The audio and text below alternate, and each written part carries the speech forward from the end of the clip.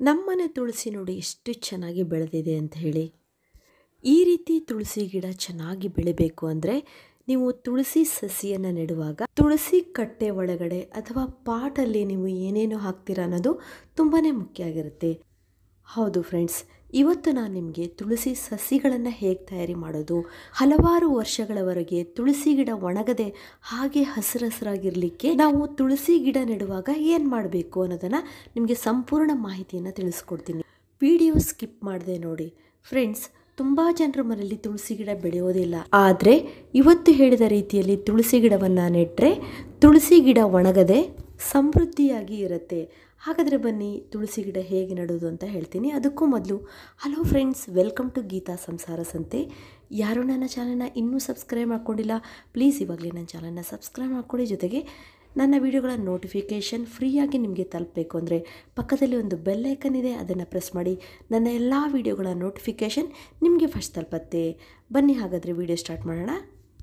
Friends, ನಾವು ತುಳಸಿ ಗಿಡ ಬೆಳೆಸಬೇಕು ಅಂದರೆ ತುಳಸಿ ಗಿಡದ ಸಸಿಗಳು ನಮಗೆ ಬೇಕು. ಅವುಗಳನ್ನು ಹೇಗೆ ತಯಾರಿ ಮಾಡ್ಕೊಳ್ಳೋದು ಅಂದರೆ, ಈ ತುಳಸಿ ಬೀಜ ಇರುತ್ತಲ್ಲ, ಇದನ್ನು ನೀವು ನಿಮ್ಮ ಮನೆಯ ಯಾವುದಾದ್ರೂ ಪಾಟಲ್ಲಿ ಹಾಕ್ಕೊಳ್ಳಿ. ನೋಡಿ, ಈ ರೀತಿ ಬೀಜಗಳಿರುತ್ತೆ. ನಿಮ್ಮ ಮನೆಯಲ್ಲಿ ಈ ರೀತಿ ಪಾಟ್ಗಳಿದ್ದರೆ ಇಲ್ಲ ಸ್ವಲ್ಪ ಜಾಗ ಇದ್ದರೆ ಆ ಜಾಗದಲ್ಲಿ ಈ ಬೀಜಗಳನ್ನು ಸ್ವಲ್ಪ ಗಿಡದ ಬುಡದಲ್ಲಿ ಇಲ್ಲ ಮಣ್ಣಲ್ಲಿ ನೀವು ಉದುರಿಸಿದರೆ ಅಲ್ಲಿ ತುಳಸಿ ಸಸಿ ನಿಧಾನವಾಗಿ ಚಿಗುರುತ್ತೆ. ಒಂದು ವೇಳೆ ನಿಮಗೆ ತುಳಸಿಯ ಸಸಿಗಳು ಸಿಕ್ಕರೂ ಕೂಡ ಅದನ್ನು ನಾನು ಹೇಗೆ ಬೆಳೆಸೋದು ಅಂತ ಹೇಳ್ತೀನಿ. ಇವಾಗ ನೋಡಿ, ನಮ್ಮ ಮನೇಲಿ ಪಾಟಲ್ಲಿ ಬೀಜ ಹಾಕಿದ್ದಕ್ಕೆ ತುಳಸಿ ಸಸಿಗಳು ಚೆನ್ನಾಗೇ ಎದ್ದಿದೆ. ಅದು ಒಂದು ತಿಂಗಳಲ್ಲಿ ಚೆನ್ನಾಗೇ ತುಳಸಿ ಸಸಿಗಳಾಗತ್ತೆ. ನೋಡಿ, ಈ ರೀತಿ ಚಿಕ್ಕ ಸಸಿಗಳು ಆಗತ್ತೆ. ಇಂತಹ ಚಿಕ್ಕ ಸಸಿಗಳಿಂದ ನಾವು ತುಳಸಿ ಗಿಡವನ್ನು ಚೆನ್ನಾಗಿ ಬೆಳೆಸೋದು ಹೇಗೆ ಅಂತ ಹೇಳ್ತೀನಿ. ಬನ್ನಿ. ನೀವು ರಾಮ ತುಳಸಿಯನ್ನಾದರೂ ನೆಡ್ಬೋದು, ಇಲ್ಲ ಕೃಷ್ಣ ತುಳಸಿಯನ್ನಾದರೂ ನೆಡ್ಬೋದು, ಅದು ನಿಮ್ಮ ಆಯ್ಕೆ. ನಾವು ತುಳಸಿ ಗಿಡ ನೆಡುವಾಗ ಈ ರೀತಿ ಪಾಟ್ಗಳನ್ನು ತೊಗೊಂಡಿರ್ತೀವಿ ಅಂದ್ಕೊಳ್ಳಿ, ಇಲ್ಲ ತುಳಸಿ ಕಟ್ಟೆ ತೊಗೊಂಡ್ರೂ ಕೂಡ ಆ ಪಾಟಿನ ಒಳಗಡೆ ನೋಡಿ ಭಾಗದಲ್ಲಿ 2 ಹೋಲನ್ನು ಮಾಡಬೇಕು. ನೋಡಿ, ಈ ರೀತಿ ನಿಮಗೆ ಬೆಳಕು ಕಾಣಿಸ್ತಾ ಇದೆಯಲ್ಲ, ನೋಡಿ ಈ ರೀತಿ ಹೋಲ್ಗಳು ಬೇಕು. ಯಾಕಂದರೆ ಈ ಹೋಲಿನಿಂದ ನೀರು, ನಾವು ಹಾಕಿದಂಥ ನೀರು ಆರಾಮಾಗಿ ಪಾಸಾಗಿ ಹೋಗಬೇಕು. ನೀರು ಅಲ್ಲೇ ನಿಂತರೆ ಆವಾಗ ತುಳಸಿ ಗಿಡ ಕೊಳಿಲಿಕ್ಕೆ ಸ್ಟಾರ್ಟ್ ಆಗುತ್ತೆ. ನೋಡಿ, ಈ ರೀತಿ ನಾವು ಪಾಟಿಗೆ 2 ಹೋಲನ್ನು ಮಾಡ್ಕೊಳ್ಬೇಕು. ನೆಕ್ಸ್ಟ್ ನಾವು ಈ ಪಾಟನ್ನು ತಯಾರಿ ಮಾಡೋದು ಹೇಳ್ತೀನಿ. ನೋಡಿ, ಇಲ್ಲಿ ನಾನು ಚಿಕ್ಕ ಚಿಕ್ಕ ಕಲ್ಲುಗಳನ್ನು ತೊಗೊಂಡಿದ್ದೀನಿ. ಫಸ್ಟ್ ಸ್ಟೆಪ್, ನಾವು ಪಾಟ್ ಒಳಗಡೆ ಕಲ್ಲುಗಳನ್ನು ಹಾಕಬೇಕು. ಒಂದು 10ರಿಂದ 15 ಕಲ್ಲುಗಳನ್ನು, ನಿಮ್ಮ ಪಾಟ್ ಎಷ್ಟು ಎತ್ತರ ಇದೆಯೋ ಅದ್ರ ಪ್ರಕಾರ ಕಲ್ಲುಗಳನ್ನು ಹಾಕ್ಕೊಳ್ಳಿ. ನೆಕ್ಸ್ಟ್ ನಾವು ಇದಕ್ಕೆ ಒಣಗಿದ ಎಲೆಗಳನ್ನು ಹಾಕಬೇಕು. ಕಲ್ಲುಗಳನ್ನು ಹಾಕಿದ ಮೇಲೆ ಒಣಗಿದ ಎಲೆಗಳನ್ನು ಈ ಪಾಟ್ ಒಳಗಡೆ ಚೆನ್ನಾಗಿ ನಾವು ಹಾಕ್ಕೋಬೇಕಾಗತ್ತೆ. ಈ ಒಣಗಿದ ಎಲೆಗಳಂತೂ ನಿಮ್ಮ ಮನೆ ಎದುರುಗಡೆ ಮರಗಳಿದ್ದರೆ ಇಲ್ಲ ನಿಮ್ಮ ಮನೇಲಿ ಗಿಡ ಇದ್ದರೂ ಕೂಡ ಆ ಎಲೆಗಳು ಸಿಗತ್ತಲ್ಲ, ಅದನ್ನೆಲ್ಲ ನೀವು ಹಾಕ್ಬಿಟ್ಟು ಸ್ವಲ್ಪ ಬೆಡ್ ಟೈಪ್ ಮಾಡಬೇಕು. ಈ ಥರ ನೋಡಿ, ಕೋಲಿನಿಂದ ನೀವು ಅದನ್ನು ಸ್ವಲ್ಪ ಈ ಥರ ಮಾಡಿದ್ರು, ಪ್ರೆಸ್ ಮಾಡಿದ್ರು ಅದು ಕೆಳಗೆ ಕೂರುತ್ತೆ. ಇಲ್ಲಾಂದರೆ ಕೈಯಿಂದ ಚಿಕ್ಕ ಚಿಕ್ಕ ಪೀಸ್ಗಳ ಮಾಡಿಬಿಟ್ಟು ನೀವು ಅದನ್ನು ಒಂದು ಲೇಯರ್ ಆಗಿ ಕೂರಿಸ್ಕೊಳ್ಬೇಕು. ಹೀಗೆ ಒಣಗಿದ ಎಲೆಗಳನ್ನು ಈ ಪಾಟಲ್ಲಿ ಹಾಕುವುದರಿಂದ ತುಳಸಿ ಗಿಡದ ಬೇರುಗಳು ಆರಾಮಾಗಿ ಅಲ್ಲಿ ಬೆಳಿಲಿಕ್ಕೆ ಸಾಧ್ಯ ಆಗುತ್ತೆ. ನೆಕ್ಸ್ಟ್ ನಾವು ಇದಕ್ಕೆ ಮರಳನ್ನು ಹಾಕ್ಕೊಳ್ಳೋಣ. ನೋಡಿ, ಒಂದು ಲೇಯರ್ ಮರಳನ್ನು ಹಾಕಿ, ಇಲ್ಲಿ ನಾನು ಚಿಕ್ಕ ಪಾಟನ್ನು ತೊಗೊಂಡಿದ್ದೀನಿ, ಅದಕ್ಕೋಸ್ಕರ ಸ್ವಲ್ಪ ಪ್ರಮಾಣದಲ್ಲಿ ನಾನು ನಿಮಗೆ ಪದಾರ್ಥಗಳನ್ನು ಹಾಕೋದನ್ನು ಹೇಳ್ತಾ ಇದ್ದೀನಿ. ನೀವು ತುಳಸಿ ಕಟ್ಟೆ ಆಗಿದ್ದರೆ, ದೊಡ್ಡ ಪಾಟ್ ಆಗಿದ್ದರೆ ಸ್ವಲ್ಪ ಜಾಸ್ತಿ ಪ್ರಮಾಣದಲ್ಲಿ ಮರಳನ್ನು ಹಾಕ್ಕೊಳ್ಳಿ. ನೋಡಿ, ಮರಳು ಹಾಕಿದ ನಂತರ ಒಂದು ಒಳ್ಳೆಯ ಉತ್ತಮ ಕ್ವಾಲಿಟಿ ಇರುವಂಥ ಮಣ್ಣನ್ನು ಹಾಕಿ. ನೋಡಿ, ಈ ರೀತಿ ಮಣ್ಣನ್ನು ಹಾಕಬೇಕು. ಮಣ್ಣಿನಲ್ಲಿ ತುಂಬಾ ಗಟ್ಟಿ ಮಣ್ಣನ್ನು ಹಾಕಬಾರ್ದು. ಸ್ವಲ್ಪ ಮೃದುವಾದಂಥ ಮಣ್ಣನ್ನು ನೀವು ಚೆನ್ನಾಗಿ ಒಂದು ಲೇಯರ್ ಬರುವಾಗೆ ಒಂದು ಬೆಡ್ ಥರ ಮಾಡಿ. ನೋಡಿ,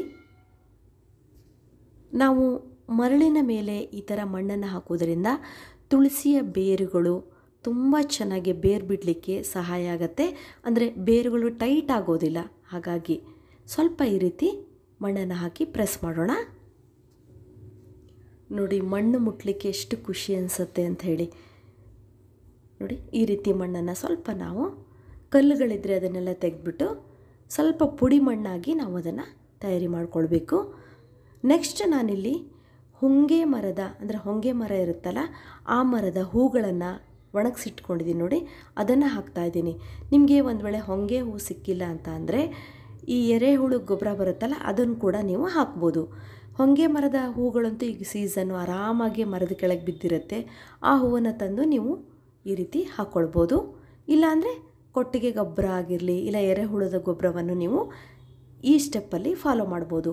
ನೋಡಿ, ಈ ರೀತಿ ನೀವು ಚೆನ್ನಾಗಿ ಇನ್ನೊಂದು ಲೇಯರ್ ಆಗಿ ಹೊಂಗೆ ಹೂಗಳನ್ನು ಹಾಕ್ಕೊಳ್ಳಿ. ಈ ಹೊಂಗೆ ಹೂವಿನಲ್ಲಿ ಅದ್ಭುತವಾದಂಥ ಪೋಷಕಾಂಶಗಳಿದೆ. ಇದು ತುಳಸಿ ಗಿಡ ಬೆಳಲಿಕ್ಕೆ ಬೇಕಾದಂಥ ಎಲ್ಲ ಅಂಶಗಳು ಈ ಹೊಂಗೆ ಹೂವಿನಲ್ಲಿ ಸಿಗುತ್ತೆ. ಹಾಗಾಗಿ ನಾನು ಹೊಂಗೆ ಹೂವನ್ನು ತೊಗೊಂಡಿದ್ದೀನಿ.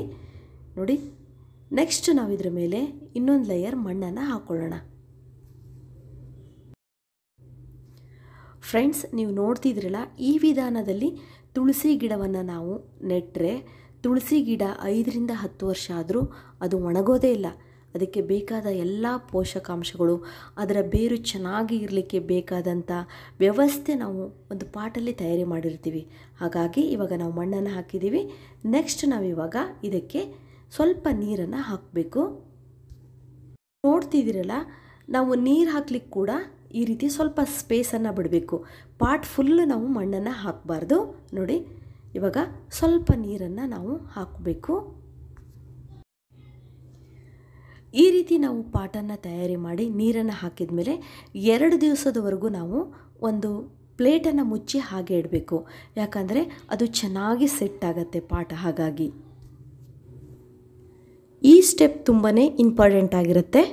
ನೋಡಿ, 2 ದಿವಸ ಆದಮೇಲೆ ಒಂದು ಕೋಲಿನಿಂದ ನಾವು ಸ್ವಲ್ಪ ಈ ರೀತಿ ಹೋಲ್ ಟೈಪ್ ಮಾಡಬೇಕು. ಅಂದರೆ ಚೆನ್ನಾಗಿ ಅದು ಇನ್ನೂ ಕೆಳಗಡೆ ಕೂರುತ್ತೆ. ಹಾಗಾಗಿ ನೋಡಿ, ಈ ರೀತಿ ಮಾಡಿ. ನೋಡಿ, ಹೀಗೆ ನಾವು ಪಾಟನ್ನು ಅಡ್ಜಸ್ಟ್ ಮಾಡಿದ್ಮೇಲೆ ಮತ್ತೆ ಇದಕ್ಕೆ ಸ್ವಲ್ಪ ಮಣ್ಣನ್ನು ನಾವು ಹಾಕಬೇಕು. ನೋಡಿ, ಈ ರೀತಿ ನೀಟಾಗಿ ಮಣ್ಣನ್ನು ಹಾಕಿದ ಮೇಲೆ ಇವಾಗ ನಮಗೆ ತುಳಸಿ ಗಿಡ ನೆಡಲಿಕ್ಕೆ ಒಂದು ಸೂಪರ್ ಆಗಿರುವಂಥ ಪಾಟ್ ತಯಾರಾಯಿತು. ಅದರಲ್ಲೂ ಪೋಷಕಾಂಶದಿಂದ ಕೂಡಿದಂತಹ ಒಂದು ಸೂಪರ್ ಆಗಿರುವಂಥ ಪಾಟ್ ತಯಾರಾಯ್ತಲ್ವ. ಇವಾಗ ನಾವು ಒಂದು ಹೋಲನ್ನು ಮಾಡ್ಕೊಳ್ಳೋಣ. ನೋಡಿ, ನಾನು ನಿಮಗೆ ಮೊದಲೇ ಹೇಳಿದ್ದೆ, ನಾವು ಫಸ್ಟು ತುಳಸಿ ಸಸಿಯನ್ನು ತಗೊಳ್ಬೇಕು ತುಳಸಿ ಗಿಡ ನೆಡಬೇಕಾದ್ರೆ ಅಂಥೇಳಿ. ನಾನು ಮಣ್ಣಿನೊಂದಿಗೆ, ಅಂದರೆ ಈಗ ನಾವು ತುಳಸಿ ಗಿಡ ಕಿತ್ತಾಗ ಅದರಲ್ಲಿ ನಾವು ಫಸ್ಟ್ ಜಾಗದಲ್ಲಿ ಇರುತ್ತಲ್ಲ ಆ ಮಣ್ಣು ಕಚ್ಕೊಂಡು ಬಂದಿರಬೇಕು ಆ ಗಿಡ. ಆ ಮಣ್ಣಿನ ಸಮೇತವಾಗಿ ನಾವು ತುಳಸಿ ಗಿಡವನ್ನು ನಾವು ಈ ರೀತಿ ಹೋಲ್ ಮಾಡಿ ಈ ಪಾಟ್ ಒಳಗಡೆ ನೆಡಬೇಕು. ನೋಡಿ, ಸ್ವಲ್ಪ ಟೈಟಾಗಿ ಅದರ ಬುಡವನ್ನು ಪ್ರೆಸ್ ಮಾಡಬೇಕು. ನೋಡಿ, ಈ ರೀತಿ ಅಂದರೆ ತುಳಸಿ ಗಿಡ ಕರೆಕ್ಟಾಗಿ ಗಟ್ಟಿಯಾಗಿ ಆ ಪಾಟ್ ಒಳಗಡೆ ಕೂರಬೇಕು. ನೆಕ್ಸ್ಟ್ ನಾವೇನು ಮಾಡಬೇಕು ಅಂದರೆ, ಮನೇಲಂತೂ ತೆಂಗಿನಕಾಯಿ ಸಿಪ್ಪೆ ಇದ್ದೇ ಇರುತ್ತಲ್ವ, ಈ ಸಿಪ್ಪೆಯನ್ನು ನಾವು ಒಂದು ಲೇಯರ್ ಆಗಿ ತುಳಸಿ ಗಿಡದ ಸುತ್ತ ಹಾಕಬೇಕು. ಇದು ಎಷ್ಟು ಚೆನ್ನಾಗಿ ಕೆಲಸ ಮಾಡುತ್ತಂದರೆ, ತುಳಸಿ ಗಿಡ, ಅದರಲ್ಲೂ ಈ ಬೇಸಿಗೆಯಲ್ಲಿ ತುಳಸಿ ಗಿಡ ಸಮೃದ್ಧಿಯಾಗಿ, ಅಂದರೆ ಮಾಯ್ಶ್ಚರ್ ಆಗಿ ತೇವಾಂಶದಿಂದ ಕೂಡಿರಬೇಕು ಅಂದರೆ ಈ ತೆಂಗಿನಕಾಯಿ ಸಿಪ್ಪೆ ತುಂಬ ಹೆಲ್ಪ್ ಮಾಡುತ್ತೆ. ನೋಡಿ, ಈ ರೀತಿ ತೆಂಗಿನಕಾಯಿ ಸಿಪ್ಪೆಯನ್ನು ನೀವು ಗಿಡದ ಸುತ್ತ ಹಾಕಿ, ಈ ರೀತಿ ತೆಂಗಿನಕಾಯಿ ಸಿಪ್ಪೆಯನ್ನು ಗಿಡದ ಸುತ್ತ ಹಾಕಿದ ಮೇಲೆ ನಾವು ಇದಕ್ಕೆ ಸ್ವಲ್ಪ ನೀರು ಕೊಡೋಣ. ತುಂಬ ನೀರು ಹಾಕ್ಬಿಡಿ. ನಾನು ಒಂದು 1/4 ಲೀಟರ್ ನೀರನ್ನು ಸೇರಿಸ್ತಾ ಇದ್ದೀನಿ. ಸಾಕು, ಅಷ್ಟೇ ನೀರು ಹಾಕಿ. ಇವಾಗ ನಾವು ತುಳಸಿ ಗಿಡ ಬೆಳೀಲಿಕ್ಕೆ ಬೇಕಾದಂಥ ಎಲ್ಲ ವ್ಯವಸ್ಥೆನೂ ಮಾಡಿದ್ದೀವಿ. ಇನ್ನು ತುಳಸಿ ಗಿಡ ಬೆಳೆಯೋದೇ ನಮಗೆ ಇಂಪಾರ್ಟೆಂಟ್ ಆದಂಥ ಕೆಲಸ. ಈ ರೀತಿ ನೀವು ತುಳಸಿ ಗಿಡವನ್ನು ನೆಟ್ಟರೆ ಆರಾಮಾಗಿ ನಿಮ್ಮ ತುಳಸಿ ಗಿಡ ಚಿಗುರಿ ಚೆನ್ನಾಗಿ ಬೆಳೆಯುತ್ತೆ. ಇವಾಗ ತುಳಸಿ ಗಿಡ ಏನೋ ಚೆನ್ನಾಗಿ ಬೆಳೆಸಿರ್ತೀವಿ, ಆದರೆ ಒಂದೊಂದು ಸಲ ಏನಾಗುತ್ತೆ, ನಾವು ವಾರಗಟ್ಟಲೆ ಟೂರ್ ಮಾಡೋದು ಇಲ್ಲ ಅನಿವಾರ್ಯ ಕಾರಣಗಳಿಂದ ತುಳಸಿ ಗಿಡಕ್ಕೆ ನೀರೇ ಹಾಕೋಕ್ಕಾಗೋದಿಲ್ಲ. ಆವಾಗ ಏನಾಗುತ್ತೆ, ನಾವು ಎಷ್ಟೇ ಪ್ರೀತಿಯಿಂದ ಕಾಳಜಿಯಿಂದ ತುಳಸಿ ಗಿಡ ಬೆಳೆಸಿದ್ರೂ ಇಂಥ ಸಮಯದಲ್ಲಿ ತುಳಸಿ ಗಿಡ ಬಾಡಿ ಒಣಗೇ ಬಿಡುತ್ತೆ. ಫ್ರೆಂಡ್ಸ್, ಇನ್ನು ನೀವು ಹೆದರ ಅವಶ್ಯಕತೆ ಇಲ್ಲ. ಅದಕ್ಕಿಂತ ನಿಮಗೆ ಒಂದು ಐಡಿಯಾ ಹೇಳ್ತೀನಿ ನೋಡಿ. ಇಲ್ಲಿ ನೋಡ್ತಿದ್ರಲ್ಲ, ನಾನು ಒಂದು ಹೈಟಾದ ಚೇರ್ ಮೇಲೆ ಒಂದು ಬಕೆಟ್ ನೀರನ್ನು ತುಂಬಿಟ್ಟಿದ್ದೀನಿ. ಕೆಳಗಡೆ ತುಳಸಿ ಗಿಡವನ್ನು ಇಟ್ಟಿದ್ದೀನಿ. ಒಂದು ಕಾಟನ್ ಬಟ್ಟೆಯನ್ನು ಆ ನೀರಿನೊಳಗೆ ಮತ್ತು ಈ ತುಳಸಿ ಗಿಡಕ್ಕೆ ಕನೆಕ್ಷನ್ ಕೊಟ್ಟಿದ್ದೀನಿ. ನೋಡಿ, ಬಟ್ಟೆಯನ್ನು ಹಸಿ ಮಾಡಿ ನೀವು ಈ ರೀತಿ ಗಿಡದ ಮೇಲೆ ಇಡಬೇಕು. ಈ ರೀತಿ ಮಾಡೋದ್ರಿಂದ ತುಳಸಿ ಗಿಡ ನೀವು 1 ವಾರ ಇಲ್ಲ 15 ದಿವಸ ಟೂರ್ ಮಾಡಿದ್ರೂ ಗಿಡ ತುಂಬ ಚೆನ್ನಾಗಿ ನೀರನ್ನು ಎಳ್ಕೊಳ್ತಾ ಇರುತ್ತೆ. ಗಿಡ ಚೆನ್ನಾಗಿ ಬೆಳೆಯುತ್ತೆ. ನೋಡಿದ್ರಲ್ಲ ಫ್ರೆಂಡ್ಸ್, ತುಳಸಿ ಗಿಡವನ್ನು ನಾವು ಎಷ್ಟು ಚೆನ್ನಾಗಿ ನಮ್ಮ ಮನೆಯಲ್ಲಿ ಬೆಳೆಸ್ಬೋದು ಅಂತ ಹೇಳಿ. ಇದುವರೆಗೂ ನನ್ನ ವಿಡಿಯೋ ನೋಡೋದಕ್ಕೆ ನಿಮಗೆಲ್ಲರಿಗೂ ಧನ್ಯವಾದಗಳು. ಇದೇ ರೀತಿಯ ಉತ್ತಮ ಮಾಹಿತಿಯುಳ್ಳ ವಿಡಿಯೋಗಳಿಗಾಗಿ ನನ್ನ ಚಾನಲ್ನ ಸಬ್ಸ್ಕ್ರೈಬ್ ಮಾಡ್ಕೊಳ್ಳಿ. ಮತ್ತೆ ಭೇಟಿ ಆಗೋಣ ಹೊಸದೊಂದು ವಿಡಿಯೋದೊಂದಿಗೆ. Till then be happy, take care, bye.